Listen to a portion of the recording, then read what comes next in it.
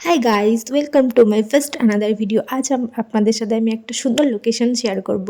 লোকেশনটি হলো ঘোষবাড়ি। এই লোকেশনটি বসিরহাট থেকে খুবই কাছে। যারা বসিরহাটের মানুষ আছে অবশ্যই জায়গাটি চেনা। এটা হলো ঘোষবাড়ি, খুব সুন্দর। এখনও মেন গেটটা কমপ্লিট হয়নি। অবশ্যই সুন্দর টাইম স্পেন্ড করতে এই লোকেশনে অবশ্যই যাবেন। খুব সুন্দর একটি জায়গা আর আর এটা হলো আমার ফার্স্ট ব্লগ ভিডিও। যদি কোনো ভুল ত্রুটি হয়ে যায় প্লিজ নিজের মানুষ ভেবে ক্ষমা করে দিও আর ব্লগটি এনজয় করো, খুব ভালো লাগবে আশা করব। আর এইভাবে আমার পাশে থেকো, সাবস্ক্রাইব করো চ্যানেলটি আর শেয়ার করে দিও।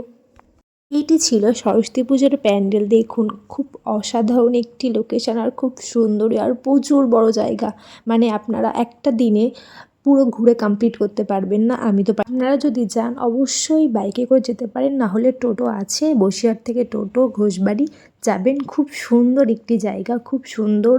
বন্ধু বান্ধব ফ্যামিলি নিয়ে সুন্দর একটি ঘোরার, আপনারা ফ্যামিলি নিয়েও যেতে পারেন, বন্ধু বান্ধব নিয়েও যেতে পারেন। খুব সুন্দর জায়গা। ওখানে আপনি প্রচুর জিনিস পারবেন, যেমন ড্রেস থেকে শুরু করে খাবার থেকে শুরু করে মানে প্রচুর আইটেম। যেমন একটা বাজার টাইপের ওখানে আছে। আপনারা ওখান থেকে যদি আপনারা পিকনিকও করতে চান ওখান থেকেই কিনে ওখানেই পিকনিক করতে পারবেন। মানে খুবই সুন্দর জায়গা, পুরো একটা গ্রাম টাইপের।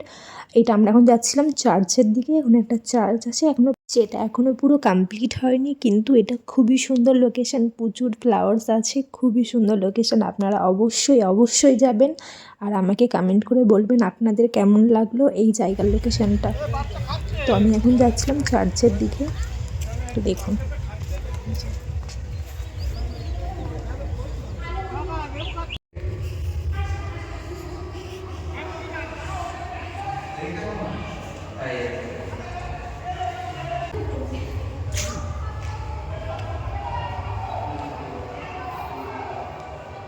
এর ভিতরে ফাংশনের জায়গাও করা ছিল, যেখানে ফাংশন হচ্ছে। এই সেই পিকনিক স্পট যেখানে ঢুকতে 400 কি 500 সামথিং টাকা লাগছিল। কিন্তু এছাড়াও আরও প্রচুর ঘোরার জায়গা ছিল আর প্রচুর ফুল ছিল, যেটা তো আপনারা একদিনে ঘুরে কমপ্লিট করতে পারবেন না।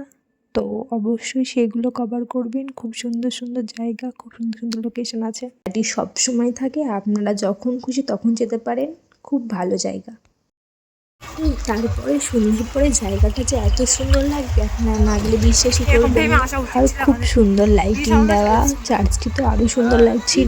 খুব সুন্দর জায়গা, অবশ্যই যাবেন আর আমাকে প্লিজ কমেন্ট করে বলবেন আপনাদের কেমন লাগলো এই জায়গাটি।